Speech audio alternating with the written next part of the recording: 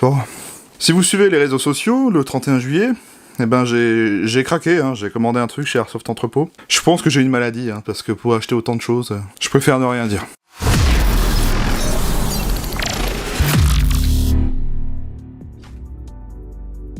Bonjour à tous et bienvenue dans cette nouvelle vidéo unboxing. Une vidéo unboxing qui va être très particulière parce que ça fait déjà un moment que je voulais cette réplique, alors que quand elle est sortie elle m'intéressait pas spécialement. C'est juste que encore une fois je me suis influencé moi-même. Sauf que cette fois-ci j'ai pas acheté une mais deux répliques en même temps. Et je profite de cet unboxing pour remercier un shop qui m'aide et qui va devenir un nouveau partenaire. Je vais vous montrer ce que AAC Custom m'a envoyé pour vous faire la présentation. Alors je sais que ça va plaire à beaucoup d'entre vous. Il y en a plein qui m'ont demandé un jour est-ce que tu feras le test de cette réplique ? Le Saiga 12 SBS, ouais. Voilà.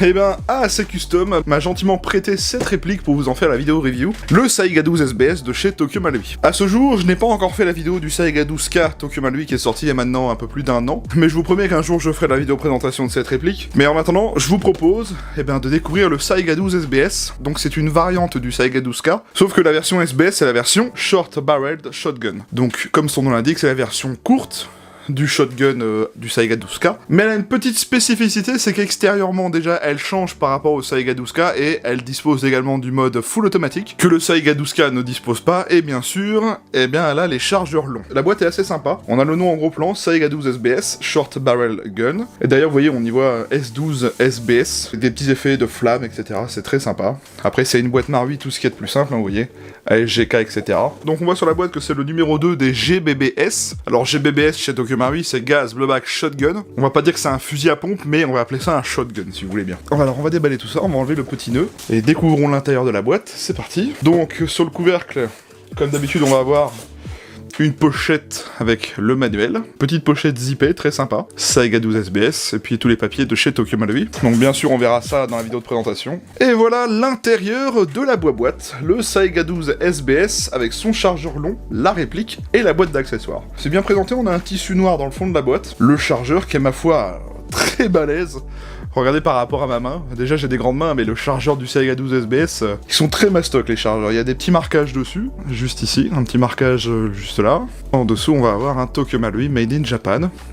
Donc c'est un chargeur en polymère, hein. Il est assez léger, je m'attendais à des chargeurs plus lourds. Mais déjà vu la taille du chargeur, on est content que ce soit pas non plus un truc qui pèse un poids d'un âne mort. La boîte d'accessoires qui va avoir différentes choses. Une pochette avec un rail Picatinny à monter. Une pochette avec de la visserie, une clé Allen et un embout pour remplir le chargeur. Un échantillon de billes. Et le capuchon de sécurité du Saiga 12. Bon. Et c'est plutôt complet, vous voyez on a tout ce qu'il faut pour utiliser la réplique et installer le rail qui est fourni d'ailleurs. La petite boîte d'accessoires elle aussi illustrée. Donc j'imagine que sous la texture de la boîte, je vous le montrerai pas là mais dans la review, on va avoir la tige de nettoyage des bourrages etc. Et voici le petit Saiga 12 SBS qui ma foi pèse son poids, je m'attendais pas à ça. Je voyais ça un peu plus léger mais non il pèse bien son poids, hein, il est en métal et tout. Le Saiga 12 SBS de chez Tokyo Marui. Le Saiga 12 compact, plus modernisé avec une crosse type M4 et bien sûr des chargeurs longs et le mode full automatique. La première impression que je vais vous donner, c'est que ma foi il pèse son poids. Je m'attendais pas à ce qu'il soit aussi lourd que ça pour quelque chose de compact. On va regarder un peu les marquages de près. Vous voyez, on a des petits marquages, tout en alphabet cyrillique, c'est très sympa. On a le rail de montage pour y mettre un rail Picatinny au-dessus du top cover, une crosse type M4 réglable sur plusieurs positions. La poignée, c'est une poignée de type M4 GBBR. On a des rails Picatinny pour accessoiriser la réplique. Un canon plus court avec un pas de vis en dessous. On a une crosse M4 GBBR qu'on peut rabattre, hop, comme ceci, histoire de gagner encore plus en compacité. Et il a l'air de faire un petit bruit sympa au niveau de l'armement déjà. J'aime bien. Hein. Le Saiga 12 SBS, c'est pas mon préféré des deux. Moi j'aime beaucoup le Saiga 12K parce que c'est la réplique du Saiga 12K, purement la vraie réplique de l'arme réelle. Mais c'est vrai que la version SBS elle est sympa aussi parce que contrairement au Saiga 12K, vous avez un mode full automatique, vous avez des chargeurs longs et bien sûr vous avez quelque chose de plus compact et un peu plus moderne aussi on va dire. Enfin qu'est-ce que j'entends par moderne? Cross M4, rail Picatinny intégré sur le garde-main etc. Donc j'ai envie de dire que c'est plus un Saiga 12 américanisé, si vous voyez ce que je veux dire. Donc voilà, petit rappel, ça c'est AAC Custom qui me l'a prêté pour vous en faire la vidéo, donc encore un grand merci à lui. Si vous souhaitez vous procurer ce Saiga 12 SBS, je vous mets le lien dans la description. Bien sûr, moi je vous ferai la vidéo review de cette réplique. On va continuer, je vais maintenant vous montrer les 2 répliques que je me suis acheté perso. Voilà, j'espère que ça va vous plaire. Alors...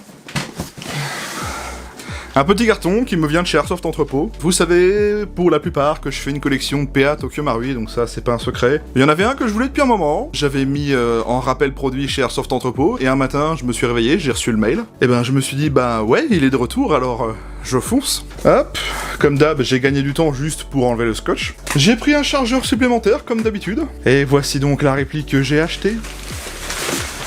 Le PX4 Tokyo Marui. Oui, le PX4 GBB de chez Tokyo Marui. Je voulais cette réplique dans ma collection depuis un moment, mais c'était pas ma priorité. Mais comme je savais qu'Airsoft Entrepôt l'avait dans leur catalogue et comme il est revenu en stock, j'en ai profité pour l'ajouter à ma collection. Pour ceux que ça intéresse, je vous le dis tout de suite, j'ai déjà fait la review de cette réplique. Bon, c'est pas le même montage qu'aujourd'hui, c'est pas la même qualité que les vidéos d'aujourd'hui, mais ça me convient pour l'époque. Je vous mettrai le lien de la vidéo review en description, et bien sûr, pour pas changer, le lien du chargeur et de la réplique également en description. Donc le PX4, je parle bien de l'arme réelle cette fois, c'est un pistolet de la filiale Beretta, les mêmes qui ont inventé le M92, les M9 et les M9A1. C'est un pistolet plus récent que les M9 et M92, il est sorti en 2004 il me semble, et donc la particularité du PX4 c'est que c'est déjà un pistolet plus moderne, plus léger avec un cadre en polymère il me semble. Le canon est rotatif, c'est-à-dire qu'en fait, lorsque le chambrement de la cartouche se fait, ce n'est pas par recul, c'est par rotation il me semble. Je suis pas armurier, je suis pas expert en armes à feu, mais il me semble que c'est ça, donc si je dis une connerie, ben dites-le moi en commentaire. Marui a reproduit un petit peu ce système de chambrement en rotation, vous allez voir, c'est drôle. Bon, la boîte, c'est une boîte Marui tout à fait standard, hein, une très belle illustration, avec un fond argenté, très sympa, moi j'aime bien. Les traditionnels ASGK, etc. Voici donc l'intérieur de la boîte. On va voir le petit manuel juste ici. Voilà. La réplique du PX4, voilà, avec son chargeur. La petite boîte d'accessoires, une tige de nettoyage des bourrages, et on a fait le tour. Bien sûr, un chargeur métal, avec des marquages Tokyo Marui, etc. L'inscription du nombre de cartouches au dos. La petite boîte d'accessoires, qui va contenir l'échantillon de billes, le petit follower de tir à vide. Comme d'habitude, avec Tokyo Marui, vous me direz. Les deux dosseraient présentés dans leurs emplacements, mais c'est sympa, c'est un petit peu de la mousse, là, c'est pas du polystyrène, c'est de la mousse. Bien sûr, la réplique, avec son petit capuchon de sécurité qu'on va pouvoir retirer. Et voilà donc, le PX4 Storm, de chez Tokyo Marui, en version GBB. On va regarder un petit peu de près, parce que j'aime bien cette réplique. Voici donc les beaux marquages.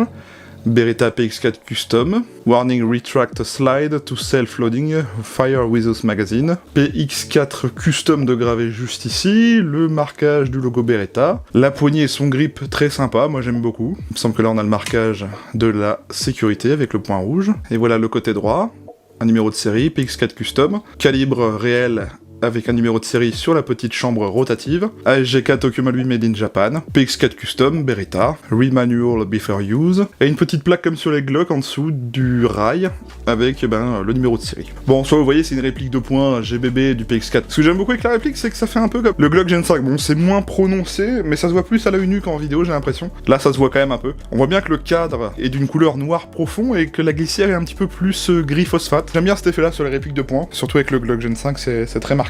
Alors par contre, je sais que sur cette réplique, ça fait plusieurs années qu'elle est sortie maintenant, si on utilise un gaz un peu trop échu pour cette réplique, il peut y avoir des problèmes de glissière. C'est vrai que la glissière est assez fragile sur ce modèle-là. Un petit peu comme le MP9 d'ailleurs. Autant j'adore la réplique parce qu'elle a une super prise en main, autant le fait qu'elle ait soi-disant des fragilités de glissière, ça me refroidit un peu de là à l'utiliser sur un terrain. Et moi, ce pourquoi j'aime le PX4, par contre, c'est vraiment sa prise en main. La prise en main est parfaite. Alors par contre, le design est particulier, hein, parce que on a vraiment une glissière qui va vers l'arrondi plutôt que au traditionnel où ça part droit, etc. C'est un design particulier, tout le monde n'aime pas, je sais que le stagiaire, lui, il aime pas du tout le PX4. Moi, perso, j'adore. Et pour ceux qui connaissent bien la chaîne de mon collègue Kanseb, pendant des années, ça a été la réplique de points emblématique de la chaîne de Kanseb, je dirais, parce que, dans beaucoup de ses vidéos de partie, on voyait qu'il utilisait beaucoup le PX4, et même dans certaines vidéos de présentation d'accessoires, il utilisait quand même pas mal son PX4. Moi, je sais que je destinais souvent le PX4 à la réplique de points de Kanseb. Moi, en tout cas, j'aime beaucoup le PX4, et je suis enfin content de l'avoir dans ma collection, parce que, j'aime bien la marque Beretta en soi. La preuve, j'ai le USM9 et le M9A1. J'avais envie de prendre le petit PX4.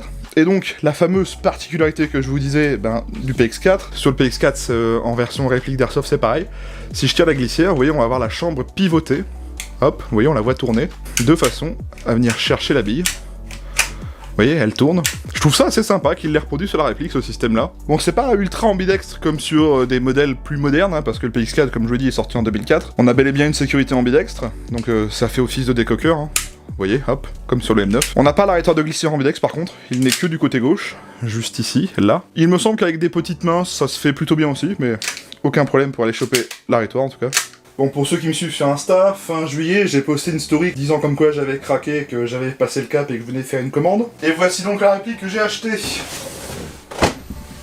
Ouais, j'ai acheté le Saiga 12K. On me l'a demandé souvent cette réplique à faire en review. Je vous avoue que quand elle est sortie, je m'y intéressais sans plus. Après avoir vu la vidéo de Dingo, ben oui, elle m'intéressait un peu plus. Et puis pour finir, il y a pas si longtemps, je me suis remis à jouer à Battlefield 3 sur PC. J'ai pris plaisir à jouer au Saiga 12 sur Opération Métro, pour ceux qui connaissent. Donc ben, ça m'a bien donné envie de passer le cap aussi. Je sais que depuis un moment, dans les commentaires, un abonné me demandait quand est-ce que j'allais le tester. Je lui avais dit une chose, c'est que bah j'attends qu'il revienne en stock.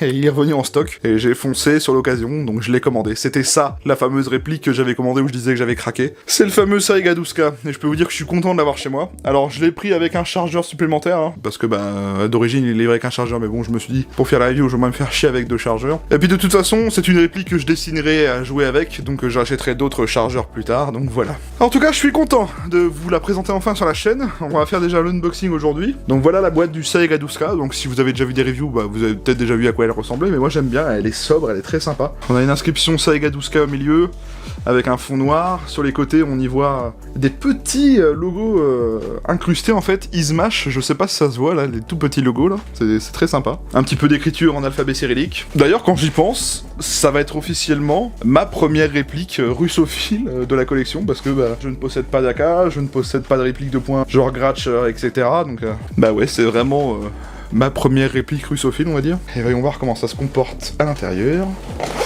Attention, c'est la première fois que je l'ouvre. Donc bien sûr, c'est comme le PX4, hein, j'ai acheté cette réplique sur Airsoft Entrepôt. Le manuel du Saiga 12K dans une pochette hermétique, et bien comme le Saiga 12 SBS que je vous ai montré juste avant. C'est pour ça que tout à l'heure je vous disais, j'espère pouvoir vous la présenter bientôt. Je savais que je vous la présenterai, hein, c'est juste pour vous garder la surprise jusqu'au bout, mais là, maintenant, c'est même plus la peine. Donc oui, bien sûr, je vous présenterai les 2 Saiga sur la chaîne, donc tant mieux. Bon, je ferai le Saiga 12 SBS en premier parce que, comme c'est Dorian de AAC qui me l'a prêté, je veux qu'il récupère la réplique rapidement pour lui, quoi. Et voilà l'intérieur de la boîte. Le Saiga 12K. Donc la version longue cette fois. Donc la première version sortie à l'époque. Le chargeur court, on n'a pas le mode full automatique, mais il tire en semi-auto. Comme j'ai oublié de le préciser tout à l'heure, bien sûr, c'est un GBBS aussi, donc c'est le numéro 1, donc Gas Blowback Shotgun. Et la particularité des Saiga 12 SBS et Saiga 12K, c'est que c'est un shotgun qui tire semi-automatique ou full automatique juste pour le SBS, mais qui propulse 3 billes à chaque tir. Donc c'est là que c'est intéressant. C'est le même principe qu'on avait sur les pompes 870 Marui, sauf que là c'est vraiment semi-auto. On va avoir le chargeur, cette fois-ci la version courte, chargeur pareil, en polymère, plutôt léger. Je m'attendais à un truc plus lourd, honnêtement, pour rien vous cacher. On a ici à droite la petite boîte d'accessoires Saiga 12K. Alors qu'est-ce qu'on a dedans? Bon, si c'est comme le SBS, ça devrait pas changer. Un embout, pareil, pour remplir les chargeurs. Ici, on a le capuchon de sécurité, qui est ma foi plutôt balèze. Un échantillon de billes. Un petit outil. Donc je regarderai à quoi ça correspond pour faire la review, mais on a un petit outil dans un sachet. Et donc pareil, hein, la petite boîte d'accessoires, qui est pareil aussi, très bien présentée. Saiga 12K. Tokyo Marui. J'imagine qu'en dessous on a la tige de nettoyage des bourrages, etc. Et donc la chose qui me choque, parce que juste avant je vous ai montré le SBS, alors je sais pas si c'est parce que le poids est mieux réparti ou quoi, bah, je trouve que le Saiga 12K est plus léger que le Saiga 12 SBS. C'est peut-être une impression. On a un tube de cross M4, etc. Ça rajoute un peu de poids, mais vous me direz la version Saiga 12K elle est un peu plus longue. Voilà donc mon Saiga 12K de chez Tokyo Marui. Mon premier GBBS, ma première réplique type russe. Ça fait un petit moment que je voulais la choper, et ben j'ai réussi à la choper chez Airsoft Entrepôt. Pareil, on a des petits marquages en alphabet cyrillique, le canon long, la crossplane mais qu'on peut bien sûr rétracter sur le côté. Voilà, histoire de gagner un peu en compacité ou pour ranger dans une mallette ou un sac. Ouais, bah c'est typiquement la même chose que le SBS, sauf que ben c'est la version longue. Je suis très content de l'avoir, cette réplique, de la posséder pour moi, et je suis aussi très content de pouvoir vous la présenter bientôt. Allez, on va se faire un tout petit dernier kiff. Je vais vous mettre les 2 Saiga l'un à côté de l'autre et on va regarder un petit peu ce que ça donne. Voilà, qu'est-ce qui est mieux qu'un Saiga 12? Ben 2 Saiga 12, tout simplement. Ça fait plaisir de voir ces 2 répliques sur la table et donc voilà, je vais vous présenter ces 2 modèles. On voit bien que le Saiga 12K qui est en haut, On est clairement sur la première version, donc la réplique de la vraie arme. Donc le chargeur court, le canon long, etc. Et puis bien sûr, elle n'a pas le mode full automatique à proprement dit. Et la version SBS, donc chargeur long, poignée M4 GBBR, cross M4 GBBR sur tube. Bon, on a aussi le rail, etc. Du garde-main Picatinny, contrairement au garde-main classique du Saiga 12K. Vous voyez, on a quand même une différence, et puis le canon court, bien sûr. Puis la grosse spécificité du SBS, c'est qu'il tire en full et semi-automatique. Voilà pourquoi je l'ai pris, puis j'aimais mine de rien bien la tronche qu'il a, et comme je vous l'ai dit, j'ai été un gros joueur Battlefield 3, et j'ai tellement saigné le jeu avec cette arme que je me devais d'acheter la réplique parce que j'aime bien le Saiga 12 quand même. Je tiens à rappeler que la première review des deux que je sortirai, ça sera le SBS parce que c'est celui de chez AAC Custom, et ensuite peu de temps après je vous sortirai le Saiga 12K. Voilà. Eh bien j'espère que cette vidéo unboxing assez spéciale vous a plu. Ouais, c'est mon deuxième craquage de l'année, clairement. Petite info, je vous mets les liens de chaque modèle en description, ça vous permettra de le retrouver directement sans avoir à chercher. Si jamais vous souhaitez vous le procurer vous-même, je sais qu'au moment où je tourne la vidéo, le Saiga 12K est encore en stock chez Airsoft Entrepôt. J'ai pas regardé pour la version SBS, c'est chez AAC Custom. Vous mettrez le lien et allez voir vous-même, mais en tout cas voilà, vous pourrez les trouver sur ces deux shops. Eh bien je remercie encore une fois Dorian de chez AAC Custom pour m'avoir prêté le modèle du SBS. Je suis content de pouvoir commencer ce nouveau petit partenariat. Pour ceux qui ne seraient pas abonnés à cette chaîne, pensez bien à vous abonner en cliquant sur le bouton rouge et activer la cloche juste à côté. Ça vous permettra d'avoir une notification quand je sortirai la review de cette réplique ou de l'autre par exemple. Si vous voulez rien louper de ce qui se passe sur la chaîne, c'est ce qu'il y a de mieux à faire. J'ai également plusieurs réseaux sociaux, X, Facebook et Instagram. C'est du contenu bonus en plus de YouTube. C'est totalement gratuit, c'est en description, alors profitez-en, j'y poste des photos, des stories quand je joue à l'Airsoft, des stories quand j'achète du matos, etc. C'est l'occasion de suivre tout le contenu de la chaîne en plus. Si la vidéo vous a plu, n'hésitez pas à liker, commenter et partager cette vidéo. Dites-moi si vous possédez un de ces modèles que je vous ai présentés, que ce soit même le PX4, le Saiga 12 ou le Saiga 12 SBS. Dites-moi ce que vous en pensez, dites-moi ce que vous aimez pas, le cas échéant. En bien comme en mal, hein, bien sûr, tant que c'est bien construit et qu'il y a des arguments, j'accepte. Et puis je réponds à tous les commentaires, voilà. La vidéo est dès à présent terminée, je vous souhaite à tous une bonne fin de journée. Prenez soin de vous, portez-vous bien, et on se retrouve très vite pour d'autres vidéos. Allez, salut à tous.